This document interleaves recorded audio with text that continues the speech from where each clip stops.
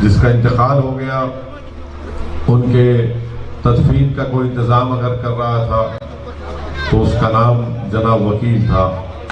ऐसे पूरे वक्त में लॉकडाउन में जनाब वकील साहब आपके दरमियान में थे और मजलिस इत्तेहादुल मुस्लिमीन भी सिर्फ 5 साल पहले असम्बली का इलेक्शन लड़कर दोबारा वानी अम्बाड़ी को नहीं आई। अल्हम्दुलिल्लाह मैं कई मरतबा 5 साल में वानी अम्बाड़ी को आया हूँ, आपके दरमियान में रहा हूँ और CAA का एक अजीमुशान जलसा यहाँ पर हुआ था जिसमें मुझे आने का मौका मिला। इसीलिए मैं आपसे अपील कर रहा हूँ कि अपने वोट का सही इस्तेमाल करिए और मुत्तहदा तौर पर जनाब वकील साहब को अपने वोट देकर कामयाब करिए। लोग मजलिस के ऊपर इल्ज़ाम लगा रहे हैं, लोग कैप्टन विजयकांत पर, TT दिनाकरन साहब पर इल्ज़ाम लगा रहे हैं कि हम लोग बी टीम है। मैं पूछना चाहना चाहता हूं कि आप खुद बताइए, जो लोग हम पर बी टीम का इल्ज़ाम लगा रहे हैं, क्या जब अटल बिहारी वाजपेयी जब इस मुल्क के प्राइम मिनिस्टर थे तो क्या DMK अटल बिहारी वाजपेयी की BJP गवर्नमेंट को सपोर्ट नहीं कर रही थी? आज आप हम पर इल्ज़ाम लगा रहे हैं बी टीम का, तो बताइए आज वकील पर और मजलिस पर, कैप्टन विजयकांत पर, TT दिनाकरन साहब पर ये एलिगेशन लगाते हैं कि आप बी टीम है। मैं पूछना चाह रहा हूं DMK की लीडरशिप से, क्या ये बात सच नहीं है कि कांग्रेस पार्टी DMK अलायंस में है? क्या कांग्रेस पार्टी महाराष्ट्र में शिवसेना की तायीद नहीं कर रही है? क्या शिवसेना सेकुलर पार्टी है? क्या श्री कृष्णा कमीशन की रिपोर्ट में 93 के जो कम्युनल राइट्स मुंबई में हुए, कि जस्टिस श्री कृष्णा कमीशन की रिपोर्ट में नहीं लिखा गया कि शिवसेना के उस वक्त के लीडर बाल ठाकरे एक जनरल की तरह कम्युनल राइट्स को करवा रहे थे? आज कांग्रेस पार्टी महाराष्ट्र में शिवसेना की सपोर्ट करती है, तो क्या वो सेकुलरिज्म है या कम्युनलिज्म है? जो लोग मजलिस पर बी टीम का इल्जाम लगाते हैं, मैं DMK के लीडरशिप से पूछना चाहता हूं, जनाब स्टालिन साहब से, क्या ये बात सच नहीं है कि महाराष्ट्र की असेंबली में महाराष्ट्र के चीफ मिनिस्टर उद्धव ठाकरे ने खड़े होकर कहा था 1 महीना पहले कि हमको फख्र है कि हमने बाबरी मस्जिद को शहीद किया? I want to know from Mr. Stalin that Congress party is supporting in Maharashtra Shiv Sena. Is Shiv Sena secular or communal party? Congress party's support has ensured that Shiv Sena forms a government and have their chief minister, their first chief minister, the second chief minister over there. The Chief Minister Uddhav Thackeray stands up in the assembly and says that we are proud of our role in the demolition of Babri Masjid. Is this secularism? हम पर इल्जाम लगाने वाले जवाब दें कि जुलाई 2019 में जब अमित शाह और मोदी ने अनलॉफुल एक्टिविटीज प्रिवेंशन एक्ट का बिल लेकर आए, तो क्या कांग्रेस पार्टी ने मोदी की सपोर्ट नहीं की अनलॉफुल एक्टिविटीज प्रिवेंशन एक्ट के बिल में? क्या राज्यसभा में BJP का साथ नहीं दिया कांग्रेस पार्टी ने?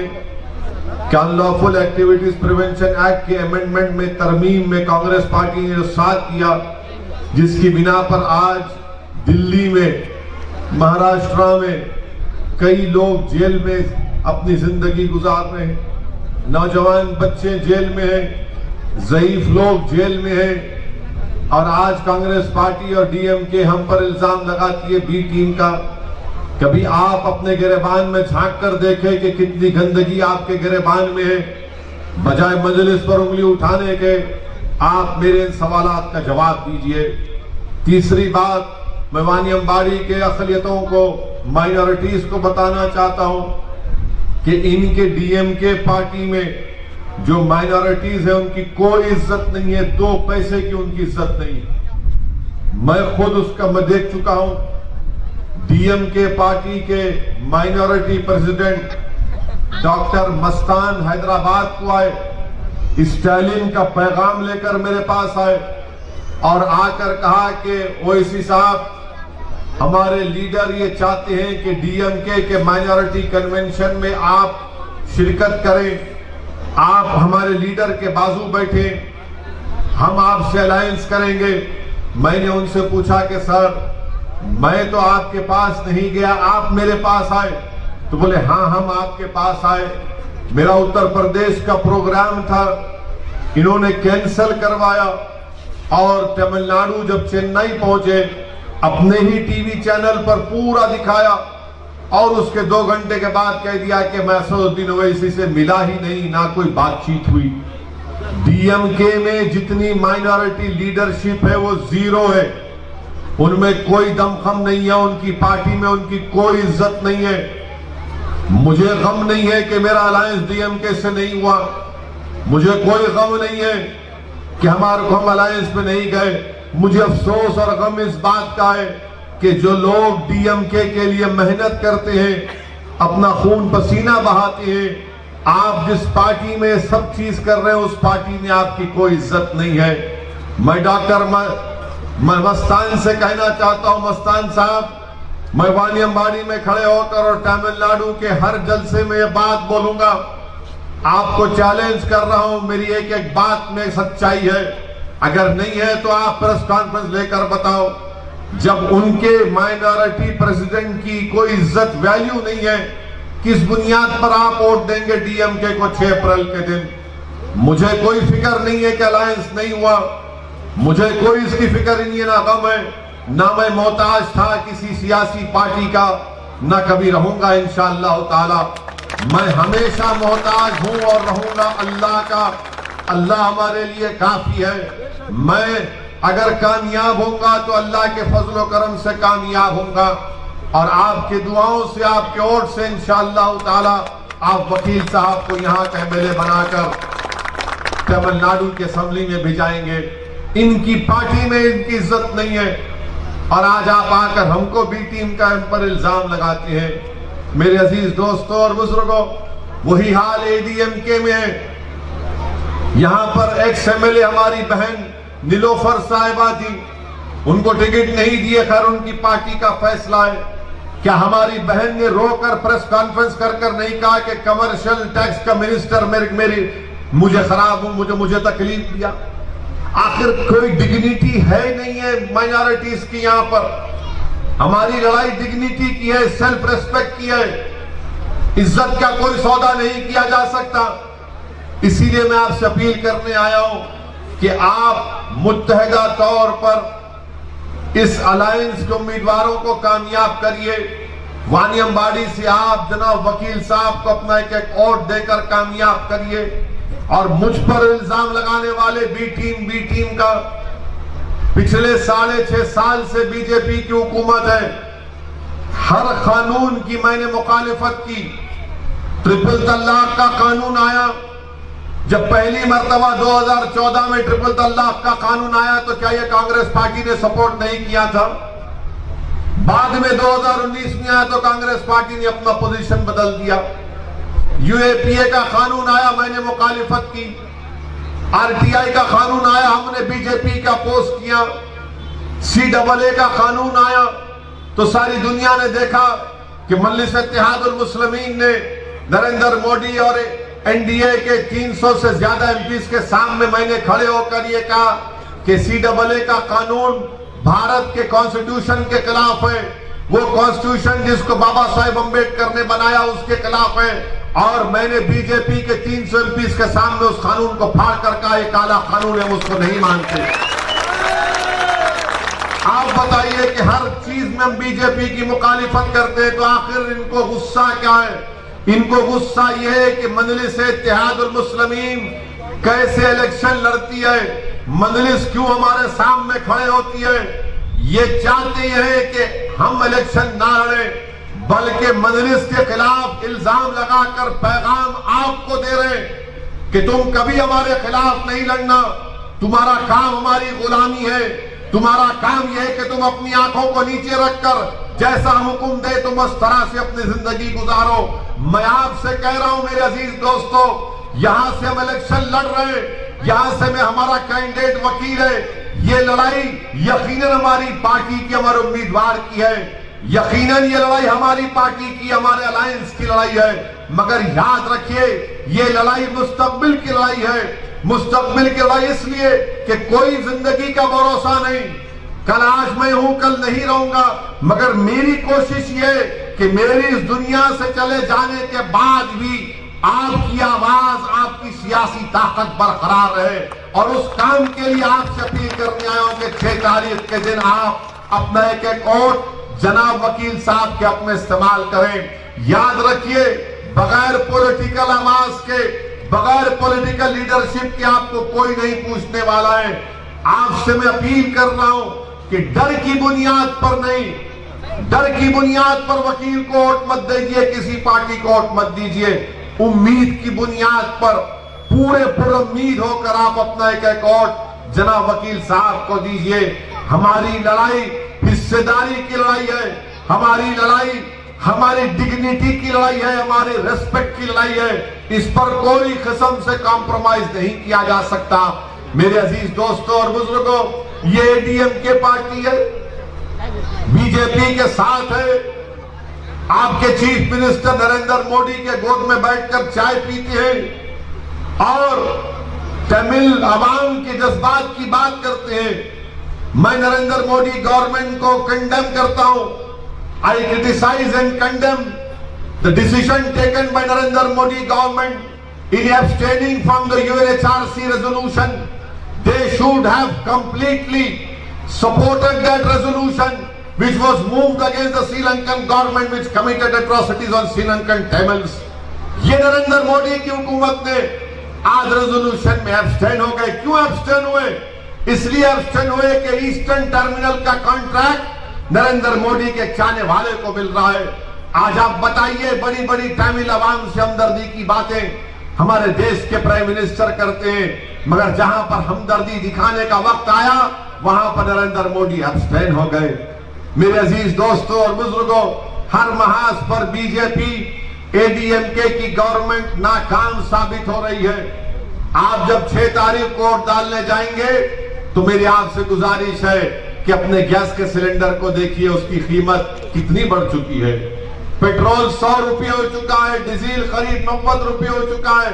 और नरेंद्र मोदी कह रहे हैं कि सबका साथ, सबका विकास, सबका विश्वास। कोई देश में कोई पॉलिसी नहीं है, महंगाई बढ़ते जा रही है, बीजेपी के पास कोई प्रोग्राम नहीं है। एडीएमके और बीजेपी मिलकर तमिलनाडु में हिंदुत्व को प्रमोट करना चाहती है। और अगर कोई बीजेपी को, एडीएमके को सही पॉलिटिकल तरीके से कोई उनका मुकाबला कर सकता है तो वो दिनाकरन के अलायंस और उसकी तमाम पार्टीज कर सकते हैं।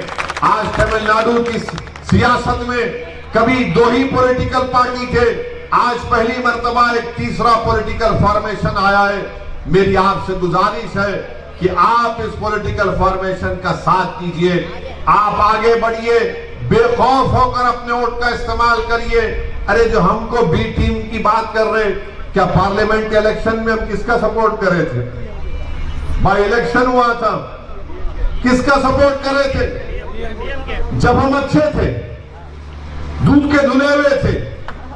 जब तुम्हारे मुंह में गुलाब जामुन पड़ गया तो बुरे हो गए।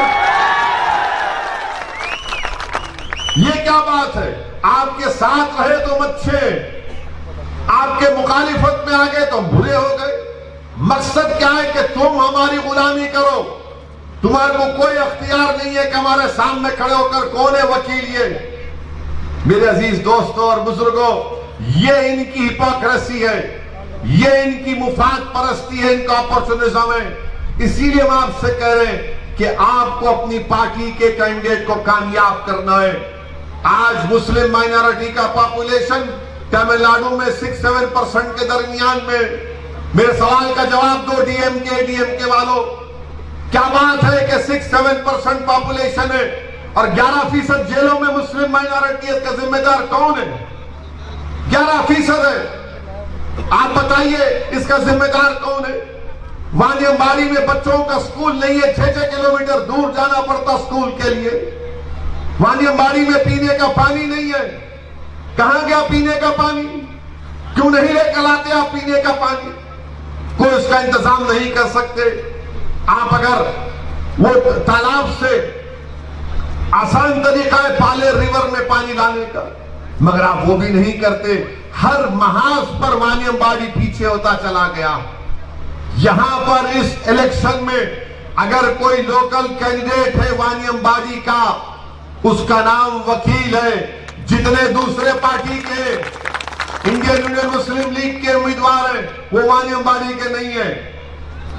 वो वानियम्बाड़ी से उनका कोई ताल्लुक नहीं है। उनको वानियम्बाड़ी के गलियां ने, वहां जितना मेरे को मालूम वानियम्बाड़ी उनको उतना भी नहीं मालूम है। उनको पैराशूट से उतार दिया यहां पे, मगर वानियम्बाड़ी की आवाम को पैराशूट से उतरने वालों को नहीं देखना है। जो जमीन पर आपका बच्चा है, आपका बेटा है, आपका भाई है, उसको आपको कामयाब करना है। हमको बताना ये दोनों पार्टियों को, डीएमके को, ये लोग ये समझते कि खाली म्यूजिकल चेयर है, 5 साल तू बैठ, 5 साल मैं बैठता हूं, 5 years you sit, 5 years I will sit। पर नहीं बैठने वाले, कुर्सी हम खींचेंगे, दोनों को नीचे गिराएंगे। अगर आप मुत्तहिद हो जाएंगे तो यकीन मानिए तमिलनाडु की पॉलिटिक्स में एक अर्थक्वेक आ जाएगा इंशाअल्लाह। तमिलनाडु की पॉलिटिक्स में एक अर्थक्वेक आ जाएगा, जलजला आ जाएगा, बशर्ते कि हम तमाम मुत्तहिद होकर, हमारे कैप्टन विजयकांत के तमाम चाहने वाले, टीटी दिनाकरन के चाहने वाले, जितनी अलायंस पार्टी सब एक होकर, यूनाइट होकर यहां से वकील साहब को आप कामयाब करेंगे तो तमिलनाडु की पॉलिटिक्स में एक जलजला आ जाएगा, अर्थक्वेक आ जाएगा। और मुझे यकीन है कि इंशाअल्लाह ताला वो दिन आने वाला है। गुरूर और तकब्बुर करने वालों के दिन ज्यादा नहीं चलने वाले हैं। गुरूर और तकब्बुर के भरोसे पर जीने वालों के ज्यादा दिन खत्म होने वाले ज्यादा दिन नहीं चल सकते। इनको गुरूर और तकब्बुर है कि कोई नहीं हमारे सिवा। डराते हमको कि तुम हमको छोड़कर कहां जाओगे, हमको छोड़कर किसको वोट दोगे। कल तक डराते थे आपको, आज आपके दरमियान में सदुद्दीन ओवैसी आकर आपसे भीख मांग रहा है आपके इत्तेहाद की, आप मुत्तहिद होकर अपने वोट का इस्तेमाल करिए। कल तक डराते थे कि कोई आपके पास पॉलिटिकल अल्टरनेटिव नहीं है, आज आपके पास एक क्रेडिबल पॉलिटिकल अल्टरनेटिव है। आपके पास दिनाकरन का चेहरा है, कैप्टन विजयकांत का चेहरा है, दूसरे पार्टीज आपके सामने। मेरी आपसे दरमंदाना अपील है कि अपने वोट का सही इस्तेमाल करिए। और यहां से 6 तारीख को आपके वानियम्बाड़ी का बच्चा है, ये आपका बेटा है, ये सन ऑफ द साइल है, हमारा कैंडिडेट जनाब वकील साहब एक नौजवान है।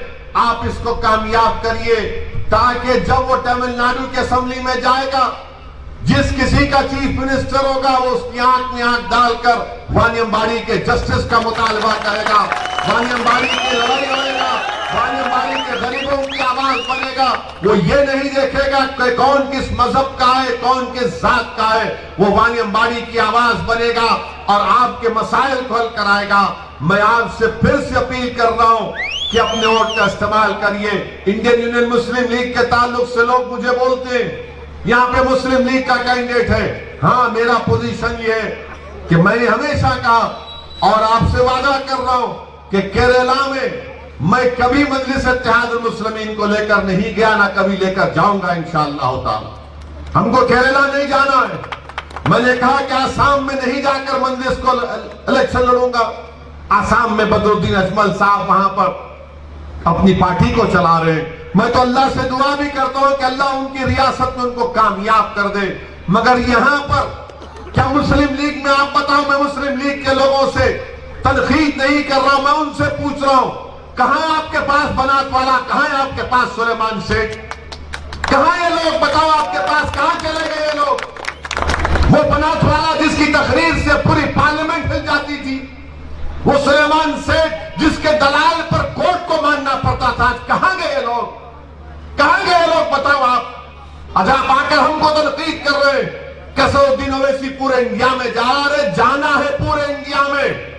इंडिया में जाना जरूरी है, क्योंकि गरीबों को, मजलूमों को, दलितों को, आदिवासियों को, मुसलमानों को हिम्मत दिलाना है कि डरना और घबराना नहीं है नरेंद्र मोदी आरएसएस से।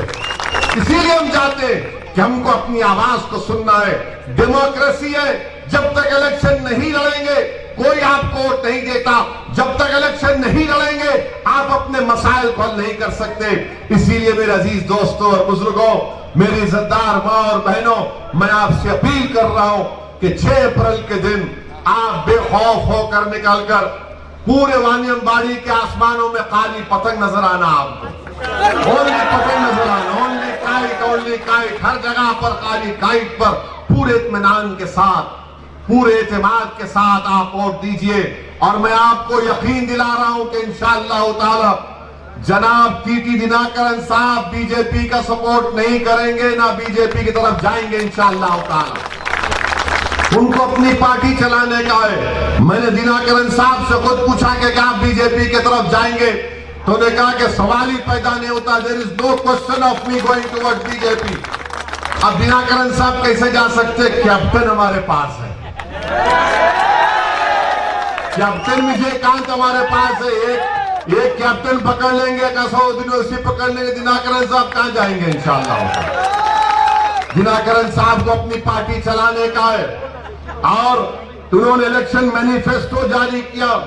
आप बताइए क्या डीएमके ने क्या कहा इलेक्शन मैनिफेस्टो? आप पढ़िए, आपको पेज नंबर बोलता हूं, पेज नंबर 9 में लिखा गया कि वानियमबाड़ी में यहां पर बहुत फॉरेन एक्सचेंज आता है, यहां के इंडस्ट्रीज से, यहां पर रोड बनाई जाएंगी, पावर सप्लाई अनइंटरप्टेड होगा, पीने का पानी का इंतजाम होगा, हेल्थ फैसिलिटीज होंगे, गेस्ट हाउस बनाया जाएगा। ये वादा है हमारा आपसे इंशाअल्लाह ताला वानियमबाड़ी की आवाम के लिए। हमने वादा किया कि वो जो 40 मुसलमान जो लाइफ कॉन्विक्ट जेलों में सड़ रहे, जिसको तमिलनाडु के चीफ मिनिस्टर ने एनजीआर के सेंटेनरी 100 साला सेलिब्रेशन में उन्होंने सबको छोड़ा, ये 41 मुस्लिम को नहीं, प्रिजनर्स को नहीं छोड़ा। हम वादा कर रहे हैं कि उनको छुड़ाया जाएगा। एएमके ने वादा किया कि मुसलमानों को 5% रिजर्वेशन होगा। बताइए क्यों नहीं मिलना चाहिए? सब चीजें कही गई हैं। अब डीएमके क्या कहती है मालूम आपको? डीएमके कहती है अपने मैनिफेस्टो में कि अगर आप पूरे देश के मंदिरों में जाएंगे तो पैसे देंगे आपको। ये पेरियार की सरजमीन है, अन्नादुराई की सरजमीन है, क्या हो रहा है यहां पर? इस पर कोई जवाब नहीं देते। मैं जब सवाल करता हूं, मेरी आपसे अपील है कि पूरे मुतमईन होकर एतमाद के साथ आप जनाब वकील साहब के हक में अपना वोट दीजिए। अपनी आवाज को तमिलनाडु के असेंबली में भिजाइए, अपने बेटे को तमिलनाडु के असेंबली में भिजाइए। वानियमबाड़ी से वानियमबाड़ी का इस शख्स तमिलनाडु के असेंबली में जाना चाहिए। एडीएमके को आपने 5 साल मौका दिया, उन्होंने कुछ नहीं किया। अब आपसे अपील कर रहा हूं कि आप जनाब वकील साहब के हक में वोट देकर उनको कामयाब